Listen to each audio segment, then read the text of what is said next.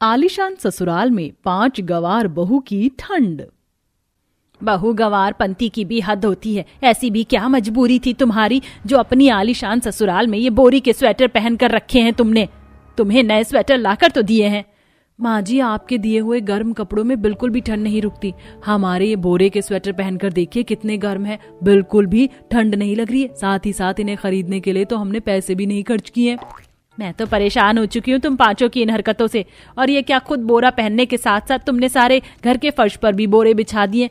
पूरा आलीशान घर की सजावट तुमने खराब करके रख दी है। माँ जी, एक तो हमने आप लोगों के बारे में सोचकर इतनी मेहनत करके इन बोरों को पूरे घर में बिछाया जिससे ठंडे फर्श पर चलने की वजह से आप लोगों को ठंड ना लगे, पर आप हमें सुना रही हैं।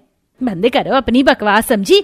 अब जल्दी से अपने बोरे के स्वेटर उतारो और सारे फर्श पर भी ये बोरे उठाओ।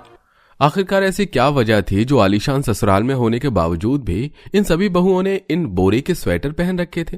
तो दोस्तों आइए इसे जानने के लिए कहानी में आगे बढ़ते हैं। ये देखिए उर्मिला जी, हम आपके बेटों के लिए इतनी अच्छी अच्छी लड़कियों के रिश्ते लेकर आए हैं। ये सभी आपकी तरह ही आलीशान घराने की हैं। पंडित जी, आपसे कितनी बार कहा है कि हमें आलीशान घराने की लड़की नहीं बल्कि एक संस्कारी और घर गृहस्थी वाली लड़कियां चाहिए। ये सारी लड़कियां पढ़ी लिखी हैं, सुंदर हैं और काफी अमीर परिवार से भी हैं, लेकिन मैं इन्हें अच्छे से जानती हूँ कि इन्हें घर के काम के बारे में कुछ भी नहीं पता होगा। मैं भले ही अनपढ़ लड़कियों को अपनी बहू बना लूंगी, लेकिन मुझे घर गृहस्थी वाली ही बहुएं चाहिए। उर्मिला जी, आप फिक्र मत करिए, मैं जल्द से जल्द आपकी पसंद के मुताबिक ही रिश्ते लेकर आऊंगा। कुछ वक्त में पंडित जी को गांव की रहने वाली 5 बहनों के बारे में पता चलता है। गांव से होने की वजह से इन 5 बहनों को घर के सारे काम काज आते थे और घर गृहस्थी भी ये काफी अच्छी तरह से संभालती थी, जिसके चलते पंडित जी इन 5 बहनों का रिश्ता उर्मिला के पास लेकर जाते हैं और उर्मिला उन लड़कियों को पसंद करके अपने 5 बेटों की उनकी शादी कर देती है और गांव की रहने वाली 5 बहनें इस आलीशान ससुराल की बहुएं बनकर आ जाती हैं। ओ तेरी, ये झूमर तो देखो कितना बड़ा है, बिल्कुल ओम शांति ओम की पिक्चर की तरह लग रहा है।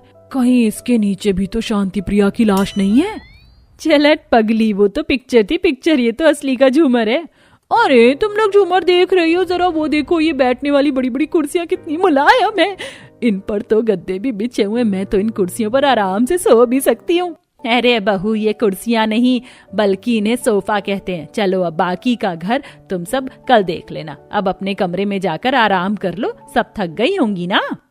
5 बहुएं अपने अपने कमरे में जाती हैं और आराम करने लगती हैं। ऐसे ही शादी का दिन गुजर जाता है। ठंड अपनी चरम सीमा पर होती है। आलीशान ससुराल में रह रहकर भी इन सभी बहुओं को काफी ज्यादा ठंड लग रही थी। इस आलीशान घर में तो हमारे गांव से भी ज्यादा ठंड है। यहाँ तो कुछ आग जलाने के लिए भी नहीं दिख रहा है। कहीं से तो आग का इंतजाम करना ही होगा। पल्लवी रसोई में जाती है और वहां से एक बड़ी सी परात लेकर अपने कमरे में आ जाती है। साथ ही साथ आंगन से थोड़ी बहुत लकड़ियां और पत्तों को भी इकट्ठा करके ले आती है और अब इन सबको परात में रखकर अपने कमरे में आग जलाती है। अब तो आराम से इस बिस्तर के नीचे से रख देती हूँ, फिर गर्माहट में चैन की नींद सोऊंगी। पल्लवी उस परात को बेड के नीचे रख आराम से बेड पर सोने लगती है, जिसके चलते अब धीरे धीरे पूरा धुआं कमरे में भरने लगता है। तभी वहां पल्लवी का पति अर्जुन आता है और ये सब देख जल्दी से बाथरूम से पानी लाकर उस परात में डाल देता है और पल्लवी को उठाता है। ये सब क्या हो रहा है पल्लवी? अगर मुझे थोड़ी देर और हो जाती तो पता है बेड जल सकता था और तुम्हें कुछ हो जाता तो? अरे हम तो अपने गाँव में भी इसी तरह सोते थे, आज तक तो ऐसा कुछ भी नहीं हुआ। तुम्हारा दिमाग तो नहीं खराब हो गया है? ये तुम्हारा गांव नहीं, हमारा शहर है और यहाँ ऐसी हरकतें नहीं होती। ठंड लग रही थी तो हीटर जला लेती। आइंदा कभी मत करना ऐसी गवार हरकत। जहां एक तरफ ठंड से बचने के लिए ये गवार बहुएं बेड के नीचे ही आग जलाकर रख देती हैं, तो वहीं दूसरी तरफ दूसरी गवार बहू नया। अच्छा हुआ इस बर्तन धोने वाले में मैंने लकड़ियां जलाकर रख दी। अब आराम से खाना भी बनाती रहूंगी और हाथ पैर भी तापती रहूंगी, वरना मेरी तो यहाँ कुल्फी जम जाती। नयन सिंक में लकड़ियां लाकर उन्हें जलाकर हाथ सेक रही होती है कि तभी उर्मिला आती है। बहू, ये तो क्या कर रही है? रसोई में क्या आग लगवानी है तुझे? मैं तो इन्हें जलाने के लिए तसला ढूंढ रही थी, लेकिन पूरे घर में मुझे तसला ही नहीं मिला, इसलिए मैंने इसमें आग जला दी। देखिए अब रसोई कितनी गर्म हो रही है, आप भी हाथ सेक लीजिए। हे भगवान, कोई इतना गंवार कैसे हो सकता है? बहुत जल्दी से इस आग को बुझाओ और पूरा सिंक साफ करो, वरना मुझसे बुरा कोई नहीं होगा। बढ़ती ठंड के साथ साथ इन 5 गांव की गवार बहू की हरकतें अब बढ़ने लगी थीं। इस ठंड के मौसम में तो कपड़े सूखने का नाम भी नहीं ले रहे। वो तो अच्छा हुआ कि सुबह इनको मैंने इस हवा वाली मशीन से बाल सुखाते हुए देख लिया था। ये मशीन तो बड़ी कमाल की है, बाल सुखाने के साथ साथ कपड़े भी सुखा देती। देखो मैंने कितने सारे कपड़े सुखा दिए। और जरा यहाँ तो देखो, रसोई में खड़े खड़े रोटी बनाने में तो मेरी जान ही निकल जाती। अब देखो आराम से रजाई में बैठकर इस स्त्री की मदद से रोटियां सेक रही हूँ। 1 घंटे का काम कुछ मिनट में हो जाता है। आंचल पूनम कमरे में बैठकर अपनी गंवार हरकतें कर ही रही होती हैं कि तभी वहां अचानक उर्मिला आती है और इस तरह आंचल को हेयर ड्रेसर कपड़े सूखता और पूनम को प्रेस से रोटी सेकता देख उर्मिला उन दोनों पर काफी चिल्लाती है। हद होती है बहू, ये क्या लगा रखा है तुम दोनों ने? क्या घर में कपड़े सुखाने के लिए वॉशिंग मशीन नहीं है और रोटी के लिए रोटी मेकर नहीं है? आजकल तो गांव के लोग भी इतने मॉडर्न हो गए, लेकिन तुम इतनी गंवार कैसे निकली? अपनी सास की बात को सुनकर पूनम और आंचल को बुरा तो लगता है। जैसे उर्मिला कमरे से बाहर जाती है तो दोनों बहुएं फिर से अपने गंवार पंक्ति की हरकतें शुरू कर देती हैं और ऐसे ही समय गुजरता रहता है। और एक दिन माँ जी ने जो गर्म कपड़े दिए थे उनमें तो बिल्कुल भी ठंड नहीं रुकती। अब क्या करें, कैसे ठंड को रोके? हम लोग गांव में थे तो हमारी अम्मा हमें उनसे स्वेटर बनाकर देती थी और हम लोग बोरी से स्वेटर बनाते थे। अब बुनाई तो हमें आती नहीं, तो क्यों ना हम लोग बोरी से स्वेटर तो बना सकते हैं ना। पल्लवी का ये आइडिया सुनकर चारों गंवार बहुएं काफी खुश होती हैं। इसके बाद अब श्रेया और पल्लवी बाहर से ढेर सारे बोरे और सुई धागे ले आती हैं। चलो अब सबसे पहले हम लोग बोरे से शॉल और स्वेटर बनाते हैं। उसके बाद घर की जमीन पर बिछाने के लिए बोरी के पायदान भी बनाएंगे। इस घर की जमीन तो किसी बर्फ की सिल्ली जितना ठंडी रहती है, पायदान होंगे तो ज्यादा ठंड नहीं लगेगी। पांचों गंवार बहुएं बोरी के स्वेटर बनाकर पहन लेती हैं और वही बोरे के पायदान बनाकर पूरे घर में बिछा देती हैं। तभी उर्मिला ये सब देखती है, फिर एक बार चिल्लाती है, तुम पांचों गंवार बहुओं ने मिलकर तो मेरी सारी शान घर को झोपड़पट्टी में बदल दिया है। एक तो बोरे के स्वेटर, ऊपर से तुमने पूरे फर्श पर भी बोरे बोरे बढ़ा दिए हैं। इस आलिशान घर में रहकर भी तुम्हारी गांव की हरकतें बंद नहीं हुई है ना? मैं तो तंग आ चुकी हूँ तुम लोगों से। जब से आई हूँ तब से नाक में दम करके रख दिया है। उर्मिला अपनी पांचों गंवार बहुओं को काफी खरी खोटी सुनाती है और चली जाती है। लेकिन इतने सब के बावजूद भी उर्मिला की पांचों बहू की गंवार हरकतें बंद नहीं होती और आज तो आंचल अपनी आलिशान घर के हॉल में ही मिट्टी का चूल्हा बनाकर उस पर खाना बनाने लगती है। आज मैंने कितना अच्छा काम किया है, तुम भी खुश हो जाओगे और सब लोग आराम से हाथ पैर भी सेक लेंगे, वरना हीटर से तो कितना सारा बिजली का बिल आता है। मैंने तो इन सब के कितने पैसे बचा लिए।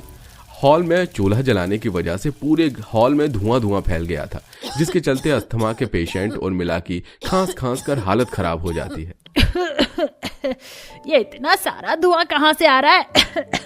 कोई है, मुझे सांस लेने में दिक्कत हो रही है। उर्मिला खाते खाते बेहोश हो जाती है। उर्मिला का बेटा अपनी माँ के कमरे में जाता है और अपनी माँ को जल्दी से सभी के सभी उर्मिला को अस्पताल लेकर जाते हैं। कुछ देर के ट्रीटमेंट के बाद और उर्मिला को होश आ जाता है, लेकिन अब उन पांचों गंवार बहुओं की खैर नहीं थी। हमेशा तुम्हारी गंवार हरकतों को नजरअंदाज करते रहे, लेकिन आज तुम्हारी इस गंवार हरकत के चलते हमारी माँ की जान जा सकती थी। अभी भी समय है, अगर तुम लोगों ने अपनी इन गंवार हरकतों को बंद नहीं किया तो हम तुम्हें तुम्हारे मायके भेज देंगे और फिर वहां जितनी चाहे उतनी गंवार हरकतें करना। अगर एक और गंवार हरकत हुई ना तो सीधा तुम पांचों घर से बाहर नजर आओगी। पतियों की धमकी सुन और अपनी सास की हालत देख उन पांचों गंवार बहुओं को अपनी गलती का एहसास होता है। उसके बाद अब कोई भी गंवार हरकत नहीं करती और कुछ करती भी तो सबसे पहले अपने ससुराल वालों से उस चीज के बारे में पूछ लेती हैं। दिन गुजरने के साथ साथ अब वो सभी बहुएं गंवार हरकत को छोड़ चीजों को समझने लगती हैं। बाप रे, छत पर कितनी ठंड है। मैं यहाँ पर कैसे रोटी बना रही हूँ ये सिर्फ मैं ही जानती हूँ। ससुराल वालों का क्या है, बस मुंह से बोल दिया बहू छत पर खाना बना ले और फिर खाने भी यहीं आएंगे, ये नहीं कि नीचे बैठकर खाएं। तंग कर रखा है। इतना कहकर श्रेया गर्मा गर्म रोटी रखती है कि चपाती बॉक्स से 2 बंदर आकर हाथों में सारी रोटी दबाकर खाने लगते हैं और सब जिगिरा देते हैं, ए बंदरों, छोड़ो मेरी रोटी, बहुत मुश्किल से बनाई है ये मैंने ठंड में। अरे दो मेरी रोटी, छोड़ो इसे। भाग गई। हे भगवान, अब मैं क्या करूं? मुझे ठंड में बैठकर छत पर दोबारा खाना बनाना पड़ेगा। सारी रोटियां तो बंदर ले गए। पता नहीं मेरे ससुराल वालों को भी छत पर बैठकर खाना खाने का फितूर क्यों चढ़ा है, और फिर इन्हें खाना भी छत पर ही बनवाना है चूल्हे का। सर्दी क्या आ गई, दुखी कर रखा है मुझे। ये कहकर श्रेया दोबारा खाना बनाने लगती है, लेकिन उसके ससुराल वालों ने छत पर ठंड में खाना बनाने के लिए क्यों कहा और वो सिर्फ छत पर ही बैठकर खाना क्यों खाते थे, ये जानने के लिए हमारी कहानी में कुछ समय पीछे जाना होगा, जहां श्रेया सतीश से शादी कर उसके घर में आती है और सबको अपना बनाने के लिए सबके मर्जी का ख्याल रखती है। सबको अच्छा अच्छा पकवान बनाकर खिलाती है। फिर धीरे धीरे सर्दी आना शुरू हो जाती है। एक दिन बहू सास को खाना परोस रही थी और सास कांप रही थी। आहा, बहू बहुत ठंड हो रही है, बहुत ठंड लग रही है और खाना खाकर तो बहुत ज्यादा ठंड लगती है। मेरे से यहाँ बैठकर खाना नहीं खाया जाएगा। ऐसा कर तू छत पर चल, अच्छी धूप निकल रही है आज।